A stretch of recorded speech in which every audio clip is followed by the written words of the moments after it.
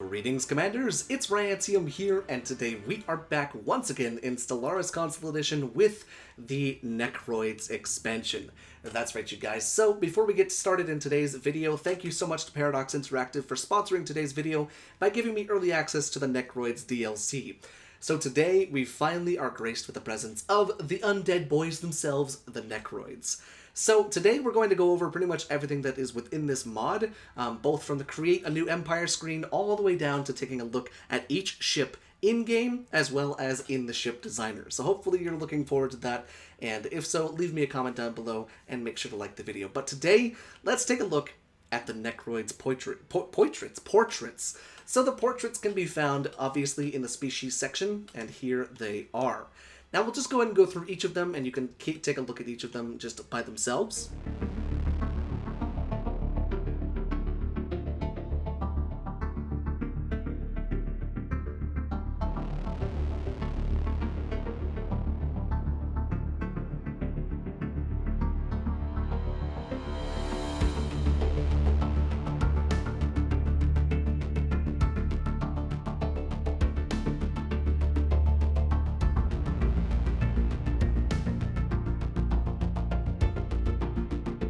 I think I speak for everyone when we say our favorite one is obviously Jeff, our overlord. He is such a fantastic portrait. God, he's so ugly. I love it so much. So with the portraits being out of the way now you can go ahead and take a look at the new name lists for them. So with every single species you obviously have a set of name lists. And for the Necroids, you have Necroid 1, Necroid 2, Necroid 3, as well as Necroid 4.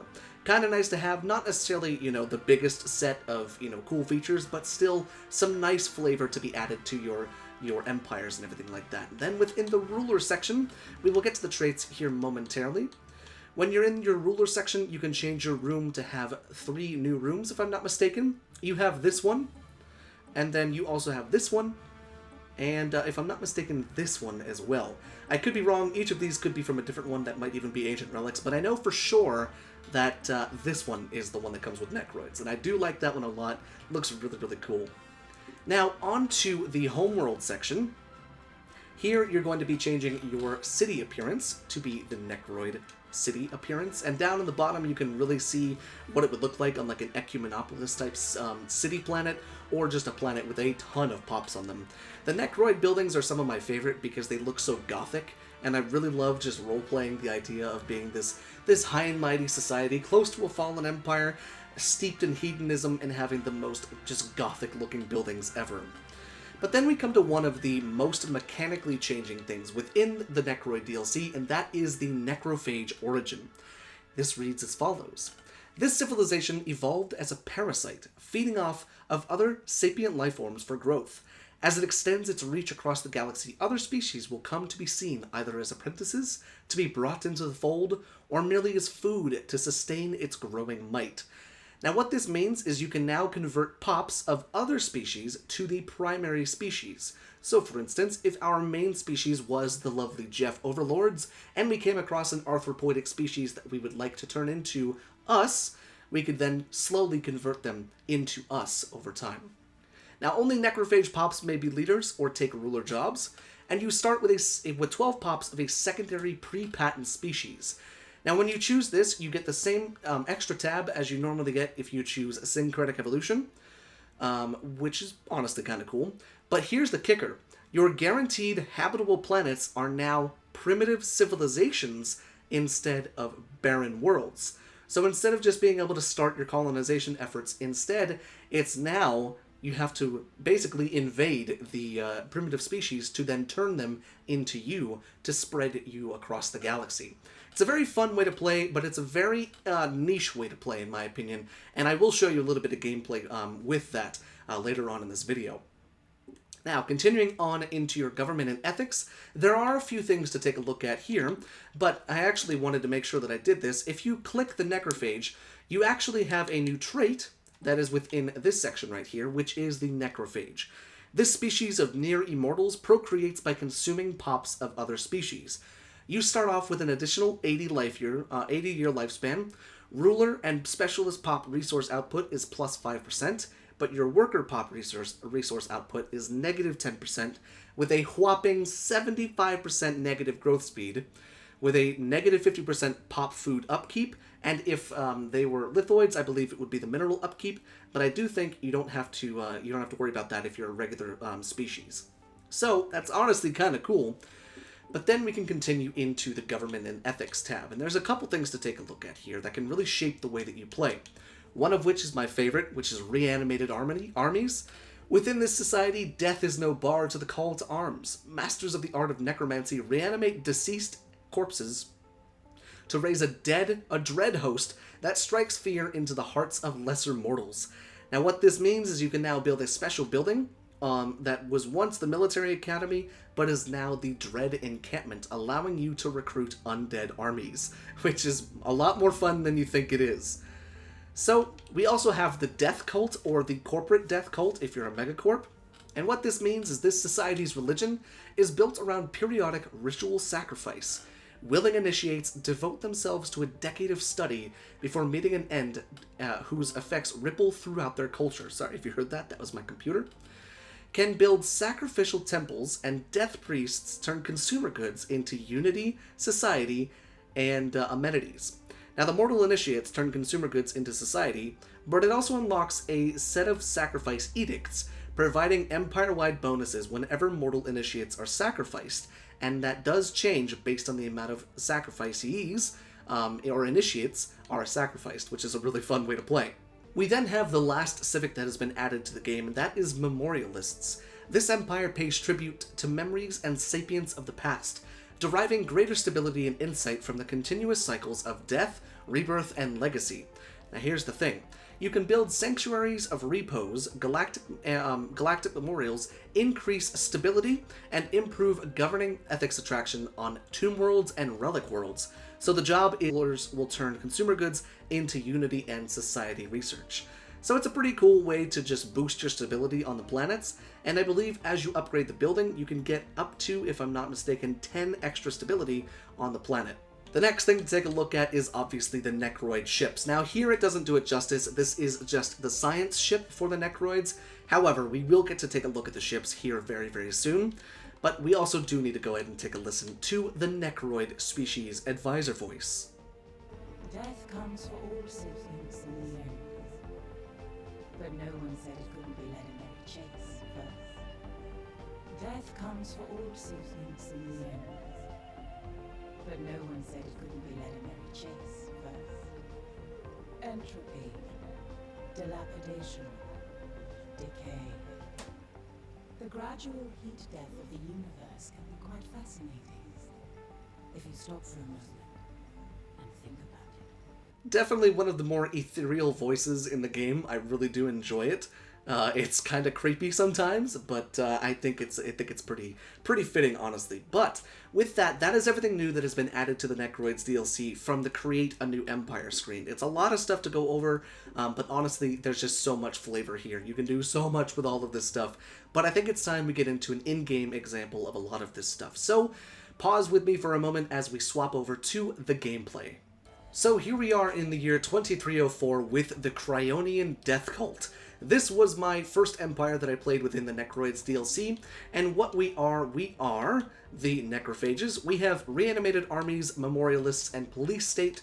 We are fanatic xenophobic spiritualists, and it is a fun way to play. Our pre-patent species was, you know it, you think about it, you know you want it, the unworthy, the Jeffs. I love it so much that we started off with. But then our species were the Cryon, or the Cryonians, and they were the kind of ones that are in their amniotic sacs, and they look kind of weird. But let's take a look at some examples of a lot of the things at work on our home planet of Cryonia. So Cryonia is home to the House of Apotheosis, which is the second level of the Chamber of Elevation. This is how you begin the sacrifices of, or turning other species into you. So what this does is necrophytes turn consumer goods and food into unity and amenities. Once every 10 years, necrophytes are transformed into cryons in an elevation ritual. Now obviously cryons would obviously be replaced with whatever species yours was, but the elevation ritual remains the same. Inside of your specialist job section, you will find the Necromancer for the Dread jobs, but also the Necrophytes. Now, the Necrophytes are the ones that are going to be sacrificed. Fs, the unworthy, are there. So that is how that job works. And then, as I said, the Necromancer comes from this job right here, the Dread Encampment. That gives you +1 Necromancer jobs and allows you to now recruit undead armies. Now, you're probably noticing something. They don't take minerals. They take energy, and they take no time at all. They're only superseded by the clone army, but even still, you don't need to spend minerals on them. So if you're a very rich empire with a lot of energy, you can spam undead armies as much as you want. They're not the hardiest people, but damn do they get the job done in overwhelming numbers. We then have the Sanctuary of Repos, which can be upgraded into the Pillar of Quietus. Now, as you can see, we have +5 stability and +2 Death Chronicler jobs, but should we go up to the Pillar of Quietus, we could get a whopping 10 stability on a planet that already has 100 stability. Now, where do those jobs go? Well, that is inside of here, and you can see the Death Chroniclers. What they do is they produce unity as well as society research, and they consume food and consumer goods, which is just awesome. So those you can actually put on the planet and make it more stable. It's fantastic if you pair that with Police State, because Police State, as we all know, adds an additional 5 stability. And let me tell you, you can get some really stable worlds after putting on a Sanctuary of Repos, and then also maybe putting on Psi Cores, or the, what are they, the police buildings, what are they called? The precinct houses. You can definitely start to add, more stability that way. Now, moving away from the planetary tiles to take a look at all that, there is one change within the Harmony tree as a Necrophage. The first one, known as Unity of Self. Interstellar harmony would be greatly increased if all sentient beings looked, thought, and acted as we do. Necrophaging Pops provides unity, which is fantastic for those of you looking to conquer other, other species and then turn them into you. And the great thing about that is, there is a way to do that almost immediately within the Species tab. If you set your default rights and or the rights of a specific species to undesirables, you can then necrophage them instantly, turning that whole population into you. Now, doesn't that just solve the problem of not being able to have specific leaders and specialists on your new planets that you conquer and having to move people all around the galaxy? With this, you can just turn the entire species that you conquered into you, systematically eradicating them from the galaxy. So finally, to end off today's showcase of the Necroids DLC, it wouldn't be right if we left off without taking a look at the ships themselves. So we are here in the Ibandar system, with every single ship to take a look at. So I'm going to go ahead and turn off the UI so that we can get a better look at these ships. And we'll go ahead and start over here with the Corvettes and my few destroyers. So here you can see the Corvettes nice and pointy. They're kind of scary looking, kind of intimidating looking. They do look good in a swarm, I will say that. But then as we move closer over to this side, you can see the destroyers. They get these really cool hooks in the front, and I do love that. Almost like they're trying to stab what they're coming at. It's honestly kind of cool. Now I'm running the regular, I think I'm running the gunship and one artillery section on my, I think I'm running both gunship on my destroyers. So obviously the designs may vary for you if you're using picket designs or you're using missile boat designs for your Corvettes, but nonetheless, they do look fantastic. You can see how small they are compared to everybody else. But still, kind of cool to have. We then move on to, probably everyone's favorite, the cruisers and the battleships. So the battleships, they have this kind of hook that comes down, almost like a rudder on a boat. But I'm using the spinal mount bow, and so you can see that the energy would form right between that kind of U-shaped shape right there. And then you've got the nice kind of back right there. I love the thrusters on the battleships. They do look kind of nice. The cruisers are not my favorite, mainly because it's got this kind of like two-pronged mouth on it. And that's pretty much kind of always there. And it's kind of unfortunate. I do wish that you could have, different looking ones. But this one is the hangar one. So you obviously will have strike craft coming out of this one. And that's still obviously everyone's go-to thing. We then move on to my favorite ship out of everything in this Necroids pack, and that is the Titan. The Titan looks so good. It is a fantastic model, and it just is so imposing. Just imagine this thing floating above your ships, but when you have that dark purple, it really does like to offset that. That does look really, really nice. So moving Titan, we have the Juggernaut, and the Juggernaut is a very spiky boy. As you can see, it's a cathedral in the stars. It's fantastic. It does look very nice. It looks very gothic, very similar to the types of cities that you see with the Necroid city type. It was so pretty. And then last but not least, we have the Beast de Resistance, the Colossus. Now the Colossus does look exactly like just a giant like arrow point or like an arrow tip that you just shoot at somebody. And man, this thing is deadly. Now this is it in its regular form, but I would be remiss if I didn't actually try it on, you know, a planet or something. So let's go ahead and take a look and see if we can crack any of these worlds. It looks like we can crack that one. So let's just go ahead and get that bad boy all spooled up while I talk to you for a little bit. So all of the things within the Necroid DLC are just gothic, and I love it so much. They are so well done.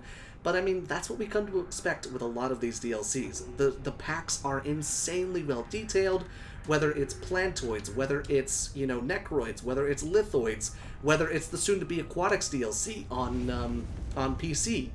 I mean, look at that glory. That is just fantastic.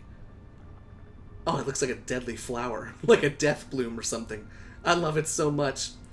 But if there's one thing that I can tell you, it is that the Necroids DLC adds a lot of cool flavor to the game and makes a lot of different things look a lot better.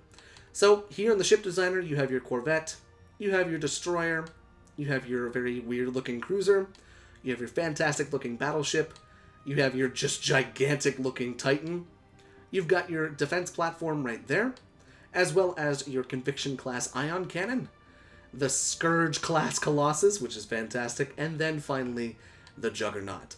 So, with that being said, I do believe that's everything that the Necroids DLC has to offer, but let me know what you guys are thinking down there in the comment section. Are you going to pick up Necroids? And if so, what's the first empire that you're going to create?